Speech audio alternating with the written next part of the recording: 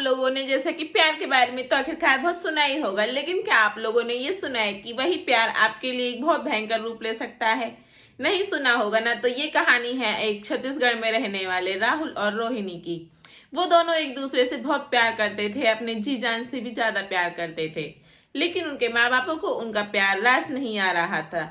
यानी कि वो अपने बच्चों के प्यार से बिल्कुल भी खुश नहीं थे।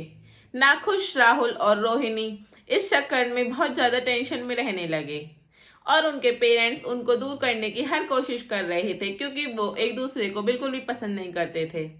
यानी कि राहुल के पेरेंट्स जो थे वो रोहिणी को बिल्कुल पसंद नहीं करते थे और रोहिणी के पेरेंट्स जो थे वो राहुल को बिल्कुल पसंद नहीं करते थे। इस चक्कर में राहुल और रोशनी इतनी टेंशन में रहने लगे कि छत्तीसगढ़ में वो लोग एक ढोंगी बाबा के पास पहुंच गए। उसके बाद जो राहुल और रोहिणी ने किया वो जिंदगी में शायद कोई ना करे। प्यार के बारे में मैं सुना तो बहुत कुछ है, लेकिन यह नहीं सुना कि प्यार एक इतना डरावना रूप भी ले सकता है। लेकिन जब राहुल और रोहिणी के सर पर भूत चढ़ा हुआ था प्यार का, वहीं उसकी बहन उसके लिए बहुत कुछ कर रही थी। रोहिणी की बहन को उनके बारे में सब कुछ पता था, लेकिन रोहिणी की बहन सिर्फ ये चाहती थी कि पेरेंट्स भी खुश रहें और हमारे दीदी और जीजा भी खुश रहें। लेकिन रोहिणी कुछ ऐसा नहीं चाहती थी। वो चाहती थी कि या तो मेरी राहुल से शादी हो जाए या फिर कुछ भी ना हो, या फिर मैं खुद मौत के घाट उतर जाऊं। राहुल और रोहिणी दोनों यही चाहते थे कि हम दोनों या तो जिएंगे साथ या फिर मरेंगे साथ। यह देख वो दोनों बहुत ज्यादा टेंशन में रहते थे, लेकिन उनके पेरेंट्स कभी उनके लिए राजी नहीं हो रहे थे कि हम इनकी शादी करवा दें। लेकिन राहुल और रोहिणी अपनी जिद पर इस तरह से अटके हुए थे कि हमें तो बस एक दूसरे से ही शादी करनी है। लेकिन रोहिणी की बहन जो थी वो बहुत ज्यादा कोमल और बहुत ज्यादा सुंदर और बहुत ज्यादा अच्छी थी, जो अपनी बहन का भला हमेशा सोचती थी। तो रोहिणी और राहुल दोनों के प्यार में इतने अंधे थे कि वो अपने आगे किसी को देखते ही नहीं थे।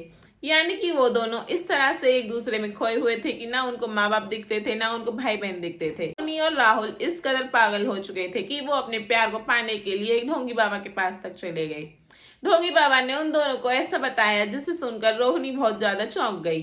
ढोंगी बाबा ने कहा कि तुम दोनों को एक होना है तो तुम दोनों को बलि देनी पड़ेगी। रोहिणी और राहुल दोनों सोचने लगे, बलि किसकी बाबा?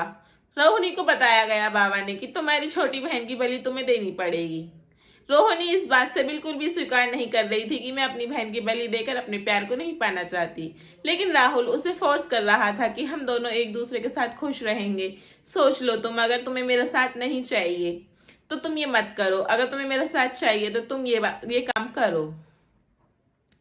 वहीं प्यार में पागल राहुल और रोहिणी एक दूसरे के बिना नहीं रह सकते थे। वहीं रोहिणी अपनी बहन का कत्ल नहीं करना चाहती थी, लेकिन ढोंगी बाबा ने उन दोनों को इतना भड़काया कि रोहिणी मजबूर हो गई अपने प्यार के लिए अपनी बहन का कत्ल करने के लिए। लेकिन रोहिणी चाहती थी कि ऐसा कुछ भी ना हो और हम दोनों एक भी हो जाएं। और कोर्ट मैरिज वो कर नहीं सकते थे क्योंकि वो बहुत छोटे थे, यानी कि वो माइनर एज के थे, 17 साल के। और 17 साल का प्यार का भूत तो आप लोगों को जानते ही हो कि किस तरह से होता है। यानी कि वो एक नादानी में करा गया प्यार, वो कोई प्यार नहीं होता, यानी कि वो एक सिर्फ बचपना होता है। और उस बचपने में आके रोहिणी और राहुल ने इतनी बड़ी गलती कर दी जिसका भुगतान वो आज तक नहीं कर पा रहे हैं। इसके चलते रोहिणी ने अपनी बहन को बहाने से बुलाया कि चल हम घूम कर आते हैं, शॉपिंग करने चलते हैं। और इस बहाने से वो अपनी बहन को उस ढोंगी बाबा के पास ले गई जिसने उसको बताया था कि तू अपनी बहन का कत्ल करेगी तो तुम दोनों का प्यार सच्चा हो जाएगा और तुम दोनों हमेशा के लिए एक हो जाओगे। रही रोहिणी की बहन, वो बहुत छोटी थी, यानी कि 5-6 साल के करीब की थी, तो वो दीदी के साथ चली गई। तो रोहिणी के साथ वो चली गई तो उसने कहा, दीदी आप मुझे कहाँ ले जा रही हो?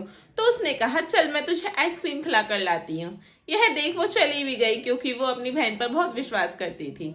लेकिन उस मासूम को क्या पता था कि दीदी उसकी कहाँ उसे ले जा रही है। उसके बाद में रोहिणी और राहुल उसको ढोंगी बाबा के पास लेके गए और उस ढोंगी बाबा ने उस बेचारी बच्ची की बलि दे दी। और वहीं इतने में ही पुलिस पहुंच जाती है और यह देख वो दोनों भागने लगते हैं वहां से, और ढोंगी बाबा भी वहां से फरार होने की कोशिश में घूम रहा था। लेकिन यह बात सच है कि कभी भी प्यार इतना भी अंधा नहीं करना चाहिए कि तुम अपने परिवार को ही ना देखो। सुना गया है कि उसकी बहन की आत्मा आज भी रोहिणी के आसपास भटकती रहती है और वो दोनों आज जेल में हैं। और उसकी बहन की आत्मा उनके मम्मी पापा के पास भी भटकती रहती है। लेकिन तुम्हें प्यार करना है तो प्यार करो, लेकिन इतने अंधे मत बनो कि तुम किसी की मौत ले लो। यह रूप बहुत भयंकर था उन दोनों के प्यार का, और ऐसा प्यार आखिरकार चाहिए ही किसी को जो किसी की कत्ल करके मिले। तो कहानी से आपको यही सीख मिलती है कि आप प्यार करो, लेकिन इतने भी अंधे होके मत करो कि आपको किसी की खुशियां नजर ही ना आए।